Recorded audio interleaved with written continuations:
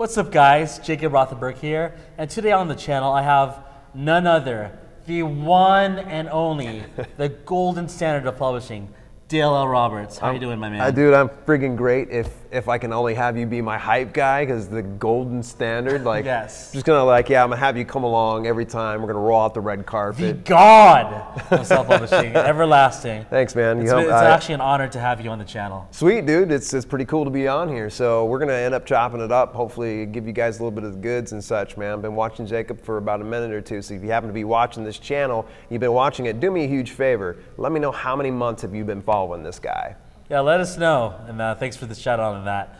So just for anyone, in case they don't know who you are, as unbelievable as that possibly sounds, tell us a little bit about yourself and how you got started with publishing. I got started in publishing in technically 2014, though I started writing my first book in 2013. I was in my job as an activities director, and my corporate wellness coach challenged me. She said, "You know so much about fitness, you should write a book." And I was like, "Yeah, sure, let's do that." And you know, one thing led to another, and I ended up in this whole self-publishing industry. And believe it or not, a lot of people have recognized me from the whole self-publishing with Dale brand, but I'd actually had the fitness brand well before that, where I became a #1 international best-selling author. Numerous regions from US to UK to Brazil to Australia, all over the world, that I was able to get #1 bestseller tag. And we're not just talking some random little categories and such like that. It's a fist fight in health, fitness, and dieting, and I was able to top those charts and stay at the top of them for the longest time. But life led me to this weird path to where people, as you know, when they see you become successful, they say, "Hey, well, what are you doing, Jacob?" The same thing happened to me, and it became almost a necessity for me to actually answer via video, because that's a problem, is people are gonna chip away at your day. They're gonna keep asking the same question. Well, what's the best way to do it? Shoot a video. And then you go ahead and shoot about 700 videos. After a while, you have this massive catalog of all the answers that you've given and built this gigantic community. And next thing I know, I'm being called the golden standard. Yeah, that's what what the community considers you as, not just myself. Oh, thanks, man. So yeah. Yeah, and I know myself as an author, actual author of powerlifting books. I used to go into the rankings and I'd see two people, either Mike Matthews, yeah, or Dale L. Roberts, believe it or not, before I knew who you were. Yeah. I would see some of your ebooks. So that's real cool. You've been around the self-publishing space since 2014, and ever since, I've actually been following your channel since I started with publishing. There were so few references back then in 2017.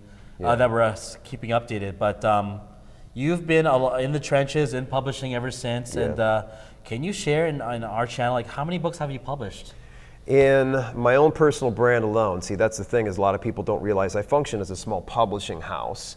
So early on, I was actually outsourcing writers and hiring ghostwriters and building brands on those ones as well. But underneath my own brand alone, I've done over 40 publications. And with those 40 publications, a few of those I've actually translated into various languages like Spanish, German, Italian, Dutch, Portuguese, and then you have beyond those assets as well as the no content, low content books. I was one of the very first people doing the no content, low content thing. So if I were to guess, and this is horrible, I'm sorry I can't give you an exact number, this is terrible business, dealings when I tell you, it's roughly about 4,000 assets. 4,000 books? Yeah, 4,000 assets and altogether. And that's why I always try to tell people is sometimes, and here's the problem, since you've written a book, and probably some people are watching this, they've written a book or they outsourced it, they look at it as a baby, you'll hear me call it an asset because sometimes it dehumanizes that asset. You're calling a book, you almost romanticize this. Yeah. And then when it fails, you're crushed and you feel like a horrible person. Instead, I look at it as an asset. It's not something that I'm emotionally attached to. So that way when it fails, I don't feel like a failure as a person. I look at this and I go, okay, what did I do wrong?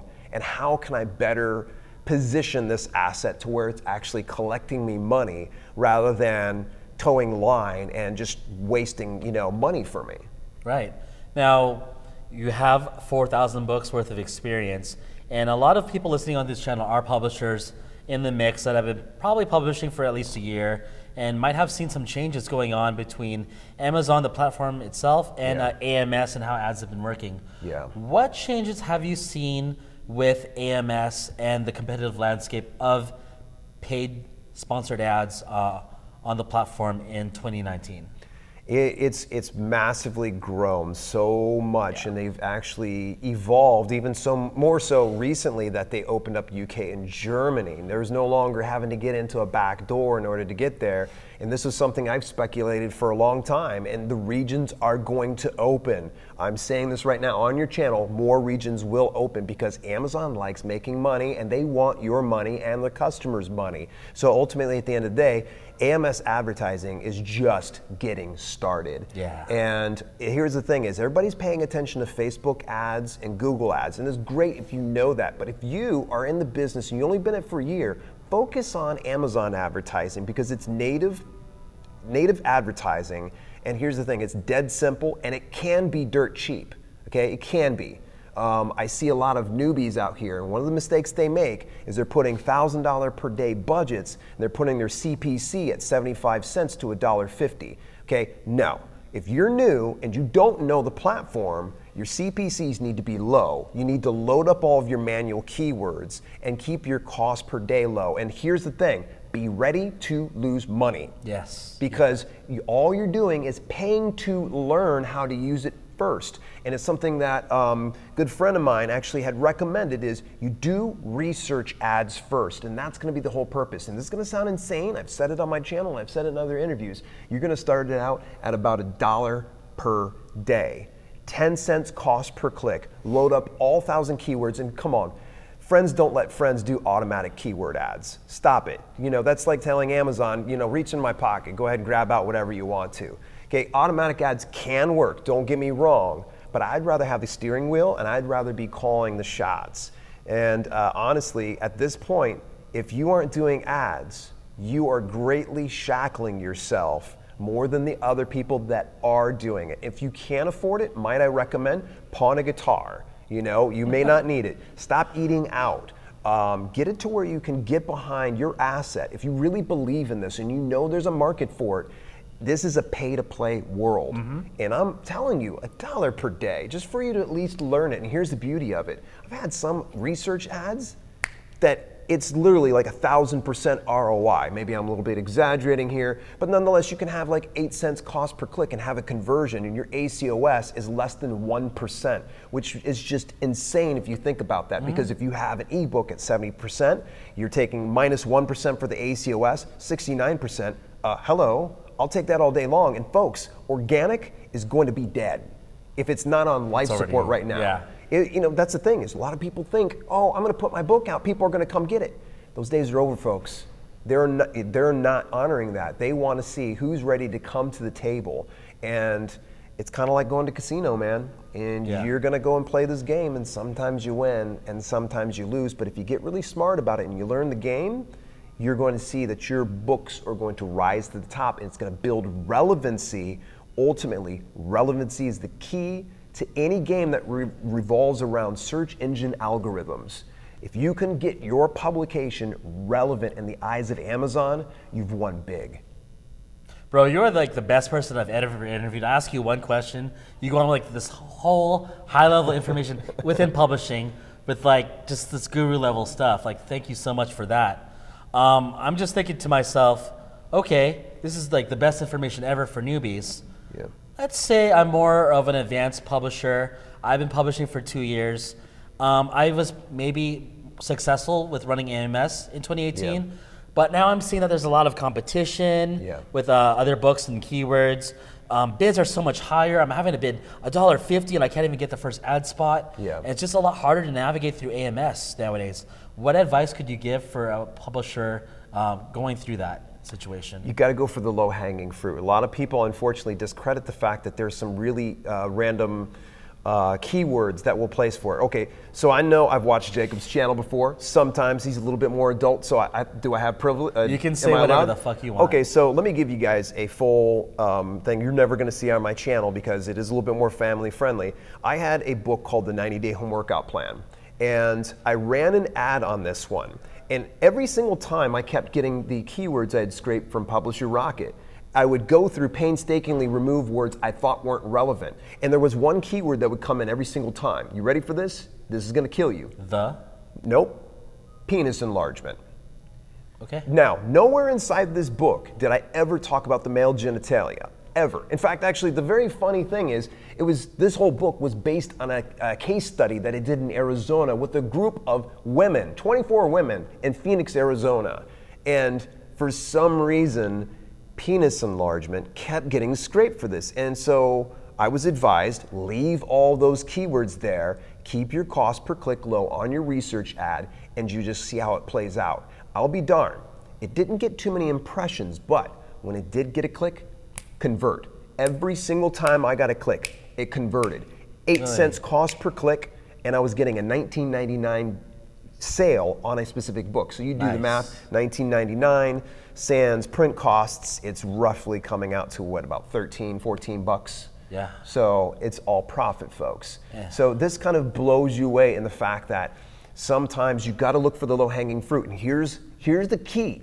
You don't stop at that. You take that HPK, the high-performing keyword, and you're going to build derivatives of this. You go and use something like a Publisher Rocket, or if you're, hey, look, if you're cash-strapped, I get it. Go ahead, get a Google Keyword Planner. You're going to drop penis enlargement into it, and then you're going to go ahead and build derivatives of that. And you take 1,000 of those, and you go ahead and you find the low-hanging fruit, no pun intended.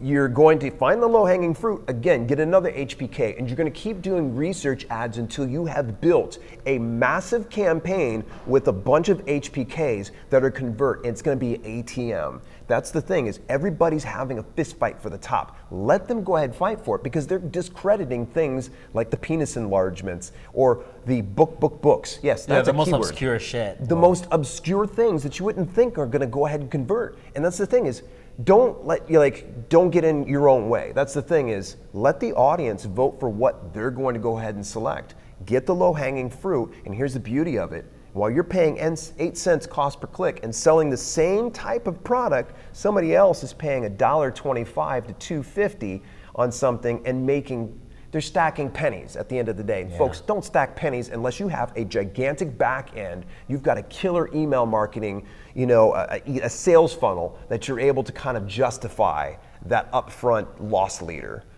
So to simplify your approach a bit, what you recommend is aggregating a lot of keywords, perhaps through Publisher Rocket, and playing it a little bit more on the safe side to where you set low bids on a low budget so you can get data obtained without risking a lot of capital to get that data. Correct. And from there, curate, see what works, see what isn't. And even if it's the most obscure keyword phrase or such, let that keep running and just let the sales come and let AI tell you what works best. Exactly. And here's the thing is, and I see a lot of rookies doing this as well, is they're using impressions and they're pausing impressions. Like, there's no clicks, there's no sales on it. They're like, they shut off impressions. Leave it alone. Yeah, leave it alone. Like, guys. leave it alone. It's free advertising. And Johnny Andrews, I had interviewed him on my channel one time, and he argues the free advertising thing. Subliminally, your cover is being put into someone's head, and if they see that 7 or 8 times, it's like that Tai Lopez commercial a long time ago, his Lamborghini thing, where you get it so many times and you skip ad, skip ad, skip ad, and after the 8th time, you're like, okay,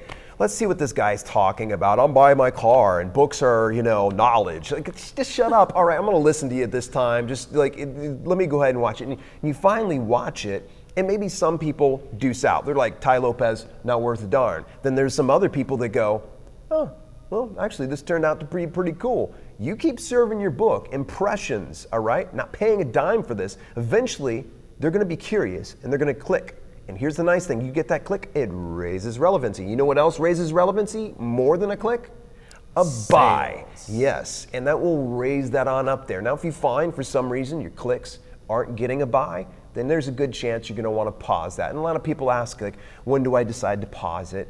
You just got to go with your gut. I go sit at a blackjack table. I know what I'm willing to lose. You need to understand when you sit down at the AMS, ads table. And when I say AMS, I know that's the old term, but people don't understand what you're saying. So Amazon advertising, when you sit at the table, understand that you need to sit down, understand what you're going and you're willing to lose. And when you start to win, it's all the better. Yeah, absolutely. Damn, that's some high level stuff. Now, we've covered just about a lot of content on ads. For 2020 and what's coming next year for publishing, what advice can you give to publishers to really succeed in 2020? What are you seeing perhaps with new platforms? Is there a certain medium I should be focusing on for publishing? Like, how can I succeed and make money successfully on Amazon for next year? Unfortunately, I think that a lot of people just see the forest for the trees. They're too busy focused on just Amazon alone. And kudos to you. You can make a successful living. Jacob's proven it. He's shown you his income reports. He's full disclosure. He's like, hey, this is what I'm doing.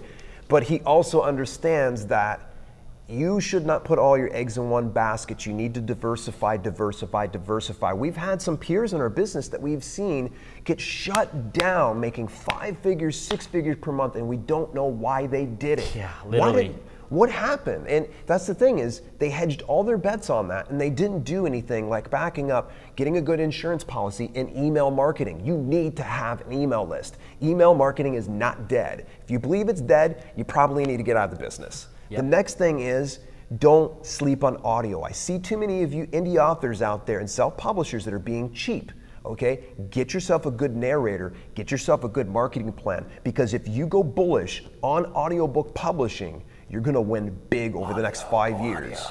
Go all in on audio. If you've got, I don't care what it is, you're doing Werebear Shapeshifter romance, or you're doing ABDL romance, or you're doing nonfiction how to trim your nails. Either way, audio is blowing up huge, and you're gonna wanna make sure you don't just go in all ACX. I see so many people that are going in all in ACX. Listen folks, there's alternatives out there that you can get it into the library systems. Findaway Voices, I think I even shared with you. Findaway Voices, you get library distribution. There's a vast majority of people that want to get your publications, but they can't afford it or they don't want to afford it. Well, guess who will? Libraries. Libraries will come over there and pay you 2 to 3 times retail cost for your book to be stocked onto their shelves. That's ebook and audiobook that you get for 2 to 3 times retail. And then there's also pool-based systems that you can put your book in a library, and it works like KDP Select does. You're pulled in from a pool, and you get to collect a certain amount from the global distribution for a specific fund. And then there's also cost per checkout, which is pretty neat. Someone can just check out your audiobook, done, you're paid. They don't have to read it at all. They'll just check it out, you get money. That's crazy to me. So folks, think audiobook, get out library distribution, and I also want you to start to think beyond Amazon, because Amazon is a tool, and I say this knowing that Amazon watches my stuff, and I know this, I can say this comfortably because even the employees would agree with me in this, that if you spend all of your time and all of your energy and all your assets and your money into Amazon, what happens if they go bankrupt? What happens if they look at you and they say, we don't like what you tweeted out on social media 5 years ago. You're canceled. You're out of here. What are you left with? Nothing. Right, exactly. Diversification is the name of the game. I can promise you right now, I could have one of my assets go away and I'm still going to be able to pay my bills and I'm still going to be able to live comfortably. Why? Because I've diversified. I have so many assets in so many different areas. I'm good. Now, I'm not saying that to be cocky. I'm just saying that I plan for the worst. And you're not going to ever see me out buy a BMW because I'm smart, because I know that one day this all could go away. Yep. And I want everybody to be smart about what you do.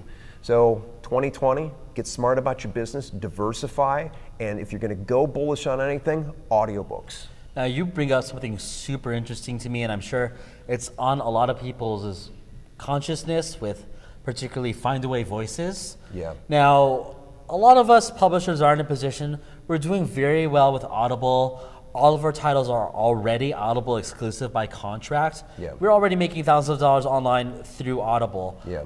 Why should I at least consider using Findaway Voices? You are probably the exceptions to the rule, because if you're making thousands of dollars, kudos, stay with it. That would be insane, but I'm sure you're going to probably find it's an 80-20 rule. There's probably going to be one that's maybe pulling in, I don't know, a couple dozen, $24. It could be $50 per month. Come on, man. You and I both know an asset should be performing better than that. So what you're going to want to do is take that book, go to non-exclusive. If you've got an exclusive deal, and it's not a 50-50 royalty split. If you got a 50-50 royalty split, you're screwed. Yeah, you're fucked. So if it is with the non-exclusive, you can just switch easily from exclusive after 1 year on your deal. Wait, can you reiterate that again? So if you're exclusive right now, yes, as long as it's been 1 year on the market, it can go to non-exclusive, and then you can put it out. You ready for this? You can put it out in the Findaway Voices that's going to feed out to 36 different markets. And you can also put it over onto, you ready for this? People still buy CDs, book on CDs. Yeah. Yes, and Amazon has that, by the way. Wow. Yep. I don't think my laptop even has a CD player anymore. It's crazy because it's actually part of a publication known as Miscellaneous, and it's a $93 million per year market still. Yeah. You want a piece of that pie? I don't know about you. I want a little piece of a $93 million. That sounds good to me. Now, do you have any case studies, perhaps, from books you've worked with or have seen that have perhaps outperformed on Findaway Voices versus ACX and Audible? This is where I'm unfortunately going to have to go anecdotally speaking because I'm just now breaking ground myself. So with this, I actually had a couple of people that have been on the platform, and they have found that nonfiction especially performs really well in library distribution. Okay. And this was, quote, this is a person who was on ACX 2 to 3 years. They said in just this year alone, they had already made 3 times the amount than what they did in the previous years. Interesting. So it's something to definitely take note. You know, give it a shot. If you've got a poor performing book, put it over to non-exclusive. What do you got to lose? Yeah, and I think we discussed before this interview yesterday that Findaway Voices also gives you promo codes that you can distribute. Exactly, and if you go exclusive to them, by the way, they give you 100 promo codes. 100 promo codes, right on. I was actually talking to Bobby, if you're watching this. We had a phone call. We thought you could only get 25 codes per book, but we had to go exclusive off with Findaway Voices to get those extra codes. Yep, you got to get it. So good to know, man. And one trick that I want to share with everyone publicly, and this is really cool from last night. Tell me, because a lot of us are looking at diversifying and using Ingram Spark for our paperbacks. So can you share, if you're willing to, in the open, how are you getting free ISBNs in conjunction with free setup fees? Okay, so it was just recently I found this. Now, in 2018, you were supposed to be bringing your own ISBN to Ingram Spark, or you had to pay for it through them, which was $85, and they were playing an intermediary between them and Balker. Now they actually have free ISBNs, and it was available right about 2018. It switched to 2019 that I saw it said free ISBNs, and I don't know if they ever publicly acknowledged this. And if you want to waive fees, if you get a membership through Alliance of Independent Authors. Alliance of Independent Authors. And it runs about $120, I think it is. And there's many other perks, by the way, with this. Okay. But one of the main ones is they waive all Ingram Spark fees. And if you just publish 3 books, keep in mind, Ingram Spark, you have to upload $49. And if you update a file, that's $25. So if you just do 3 books, that's $150. You've already paid for your membership for the year for Alliance of Independent Authors. And they have other perks, by the way, beyond that. Very cool. Damn, guys. So we all know if we've ever looked at even buying an individual ISBN, it can start at $80. And if you're looking at bulk packs, yeah, you can save money buying 1,000 ISBNs for $1,500. Right. But if you can eliminate that overall cost, why not? So check that out, guys. I think this has been a really info-packed interview. We're running a little long, but I know people are going to be asking more questions. Guys, if you have any more questions for Dale, please feel free to leave comments below, and we'll both knock them out for you with any questions you have related to everything for publishing. Otherwise, guys, is there anything else you want to say, guys? No, that's it, man. It's been a pleasure, dude, for sure, dude. Yeah, man, it's been a pleasure knowing you for the past almost 3 years now since we've been talking. More than a while, yeah. On and off. So. Until then, guys, be sure to check out the next video in our series here on the channel. Until then, we'll see you later. Take care.